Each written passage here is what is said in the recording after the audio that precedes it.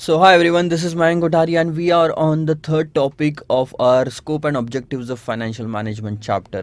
Till now, we have seen कि meaning क्या होता है और इंट्रोडक्शन क्या था फाइनेंशियल मैनेजमेंट का और what is the meaning of financial management and aspects of the financial management before moving onward to the evolution of financial management let's discuss अभी तक हमने क्या क्या देखा. The very first thing that we saw is कि हम जब introduction देख रहे थे फाइनेंशियल मैनेजमेंट का तब हमने देखा कि एक चीज़ होती है कि पैसा लाना, सोर्सेस ऑफ फाइनेंस. ठीक है, मैं यहाँ पे लिख देता हूँ एक बार. दिस इज सोर्सेस या एक्विजिशन, सोर्सेस ऑफ फाइनेंस, पैसा लाना, देन उसको अलोकेट करना. ठीक है, फिर उसको ऑपरेट करके पैसा कमाना. ठीक है, and then this is dividend बांटना, डिविडेंड डिसीजन. सो हमने देखा था ये डिविडेंड डिसीजन और ये इन्वेस्टमेंट डिसीजन के नाम से देखा था हमने, और ये फाइनेंसिंग डिसीजन के नाम से देखा था. तीन चीज़ें देखी थी. ठीक है, उसके बाद सेकंड पॉइंट पे मूव ऑन हुए थे तो हमने देखा था कि what is the meaning of financial management. उसमें हमने दो मीनिंग देखे थे, अलग अलग तरह के definition according to the institute से syllabus. So exactly word to word copy है. उसके बाद हमने देखा what are the two aspects of the financial management. दो एस्पेक्ट्स होते हैं फाइनेंशियल मैनेजमेंट के. एक होता है पैसा लेके आना और दूसरा उसको यूटिलाइज करना. अब पैसा कहाँ कहाँ से आ सकता है? Equity, debenture, international funding, funding from banks. Bank से भी हमने देखा कि एक फंड बेस्ड होता है, एक नॉन फंड बेस्ड होता है. नॉन फंड बेस्ड में भी cash credit, overdraft, term loan, bill discounting. और नॉन फंड बेस्ड में एल सी यानी कि letter of credit and guarantee अगर देते हैं तो उस केस में क्या होता है, पैसा नहीं जाता. बट यूटिलाइजेशन ऑफ फंड्स में दो जगह पे यूटिलाइज करोगे आप, फिक्स्ड एसेट्स में और वर्किंग कैपिटल में. So this is what we have seen till now.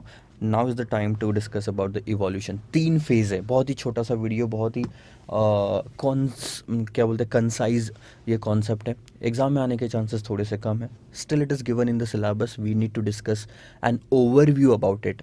तीन फेज़ में फाइनेंशियल मैनेजमेंट को डिवाइड किया गया. एक तो सबसे पहले आपका हो गया ट्रेडिशनल फेज़, उसके बाद transitional phase, and then last one is the modern phase.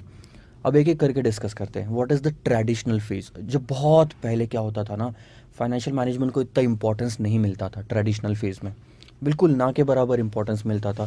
सिर्फ फाइनेंशियल मैनेजमेंट के जो कॉन्सेप्ट्स है, ठीक है, कॉन्सेप्ट्स है, इनको तभी देखा जाता था जब कभी कोई दो कंपनी मर्ज होती है. रेयर इवेंट्स जो होते हैं ना, डे टू डे ऑपरेशन में फाइनेंशियल मैनेजमेंट को इंक्लूड नहीं किया जाता था.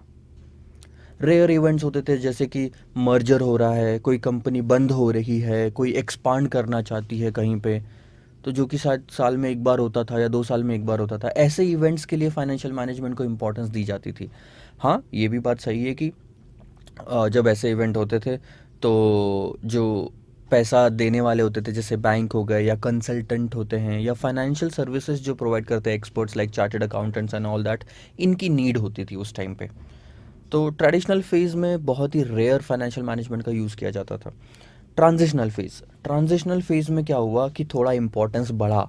लोगों को समझ में आया कि नहीं, फाइनेंशियल मैनेजमेंट का यूज़ करना या उसका इम्पोर्टेंस थोड़ा ज़्यादा है, तो उसको डे टू डे लाइफ में उसको इन्वॉल्व किया गया. रोज़ के जो ट्रांजेक्शन होते हैं लाइक अकाउंटिंग करना प्रॉपरली, बुक्स मेंटेन करके रखना, और ये सब चीज़ों में. So that was the transitional phase for the financial management. And the last one is modern phase. Modern phase अभी जो चल रहा है ये मॉडर्न फेज़ ही आप बोलोगे. अब इसमें क्या होता है, ना कि सिर्फ मर्जर्स और एक्विजिशन के टाइम पे फाइनेंशियल मैनेजमेंट को कंसिडर किया जाता है, डे टू डे ऑपरेशन में भी फाइनेंशियल मैनेजमेंट को कंसिडर किया जाता है. इसके अलावा भी जब साल ख़त्म हो जाता है तो बहुत सारे एनालिसिस किए जाते हैं, बहुत सारी थेरीज डेवलप हुई इस दौरान, अलग अलग चीज़ें कैलकुलेट करने की. ये हम आगे आने वाली वीडियोस में देखेंगे कि कौन कौन सी थेरीज थी. चैप्टर्स जो हैं आगे उसमें भी देखेंगे. And in fact CF final level पे भी आपको ये सब चीज़ें जानने मिलेगी. So modern phase is detailed, बहुत सारी चीज़ें इंक्लूडेड है मॉडर्न फेज़ में. धीरे धीरे धीरे धीरे फाइनेंशियल मैनेजमेंट का स्कोप बढ़ता गया, बहुत सारी चीज़ें उसमें इंक्लूड होती गई. प्लानिंग, कंट्रोलिंग, कैपिटल बजटिंग करना, बराबर पैसा आ रहा है कि नहीं आ रहा, अगले साल कितना होना चाहिए, लाइक अगले साल की फोरकास्टिंग करना is included in the modern phase. जैसे पहले नहीं होता था इतना सब कुछ. रोज़ के ट्रांजेक्शन हो रहे ना, बस इसकी अकाउंटिंग हो जानी चाहिए प्रॉपरली, इसका बुक्स मेंटेन होना चाहिए and all that. That was the transitional phase. So आइए देखते हैं इंस्टीट्यूट के हिसाब से what is the meaning of all this three. बस यही है, आपको बस 3 डेफिनेशन 3 फेजेस लिखना है और उसके बारे में 2-2 लाइन लिखनी है अगर एग्जाम में क्वेश्चन आता है, एग्जाम के पॉइंट ऑफ व्यू से बता रहा हूँ। सो ट्रेडिशनल फेज के बारे में डिस्कस करते हैं।